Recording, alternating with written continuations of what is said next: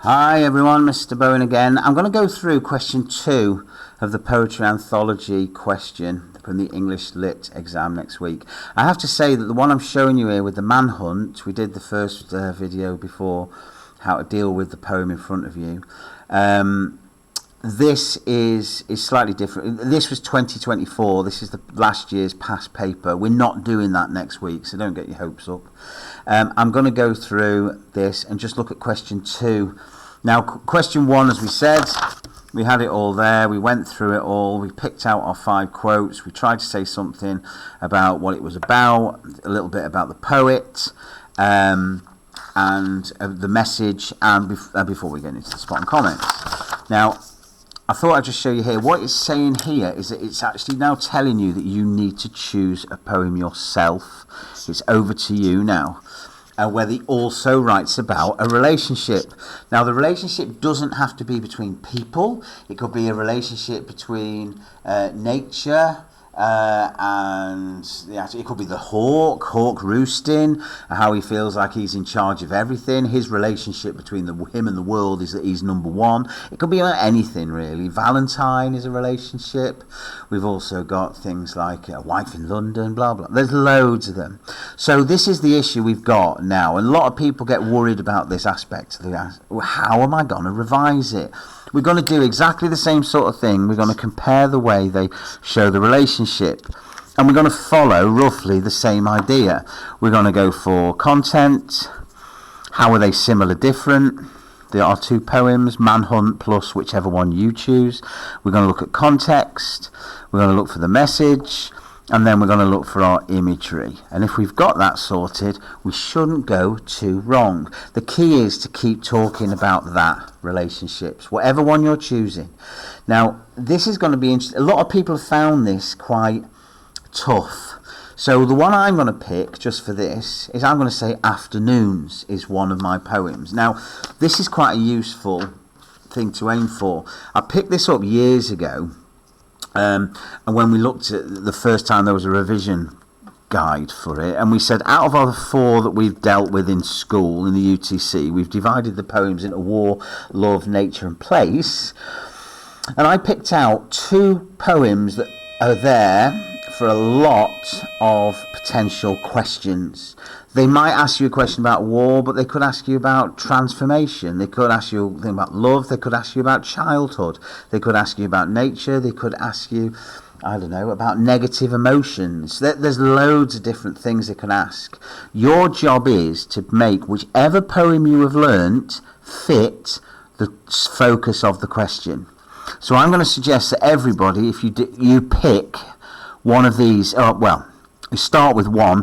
I would say go for 4 of these. If you know these inside out, you will be able to answer pretty much any question. So I've got Mamet's Wood, The Soldier, Afternoons, A Wife in London, To Autumn, Death of a Naturalist, London, and The Prelude.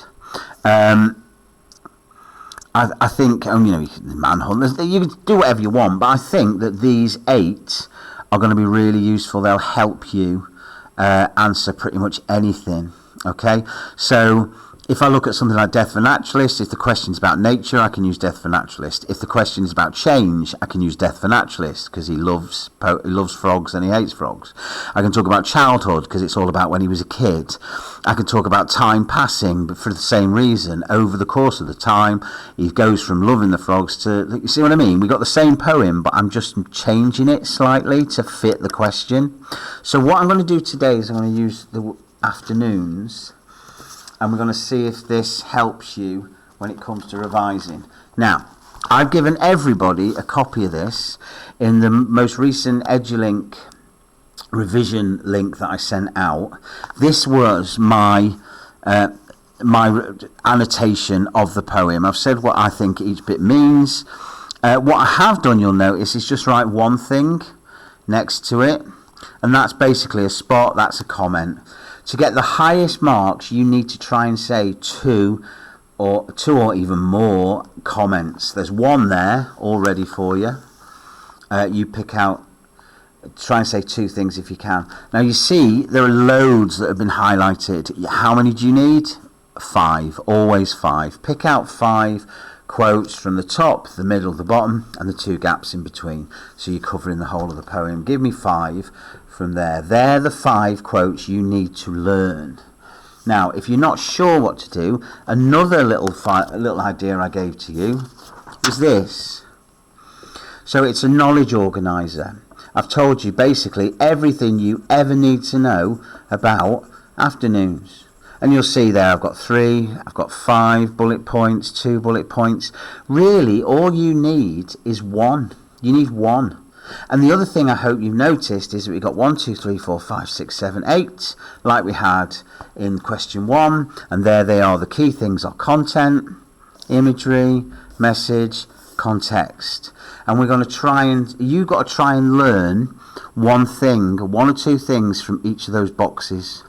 That's what you've got to be able to do. Because if you are going to use afternoons, you're going to have to tell me what it's about. You're going to have to tell me a little bit about the actual poet themselves. Tell me something about the big message that they want to say to us all. And then we've got our spot and comments to do afterwards. Remember that 1, 2 and 3 were the overview for the poem.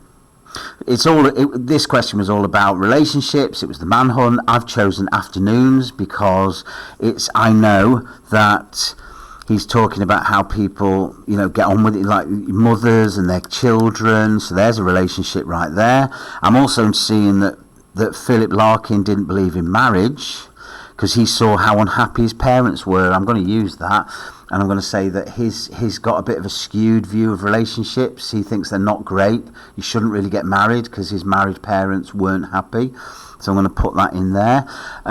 The big picture I've got there is that life for the mothers become more boring as they get older. So the relationships between the children and mothers changes. So when they're tiny, the mothers are important, got to do everything for them. But then the children leave the mothers behind. They don't need the mothers quite so much. So that's going to be my big message about that relationship. And then I've got my imagery. Now, because I'm lovely, what I've done on these sheets is give you your 5 quotes that I think you could use. I think they're useful. Okay, there's the quotes and the comment that goes with them. You're always thinking, but why? How is that? So what's going to happen next? And that will help you to develop your answer. So there you go. So we know we're going to be talking about afternoons. We found this to help us. We do have this that's been handed out if we need it. There is copies of it. If you can't find it, let me know. So the question is now, how do we learn it? So I've got my afternoons. Now what I suggest we do is these things. I just put little bits of paper like that, but you can buy index cards that will do it as well. So I'm just going to take out those 4 bits of information. So on one side, I'm going to have the overview, the basic answers. I'm going to say that my content, I'm going to write that down. I'm going to use my knowledge organizer to help me. So it says connect seasons with the passage of time. That don't need that, so I'm going to scrap that.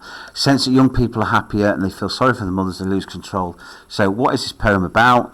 This is about mothers who love their children, but they feel sorry, but they lose control. I'll use that one. They lose control, I can't spell, of their lives as they get older. So as the children are getting older, mums are losing control of their lives. The kids sort of take over, if you like. The context we're saying about the idea of he doesn't like is he saw his mum and dad weren't happy. So the poet's parents weren't happily married.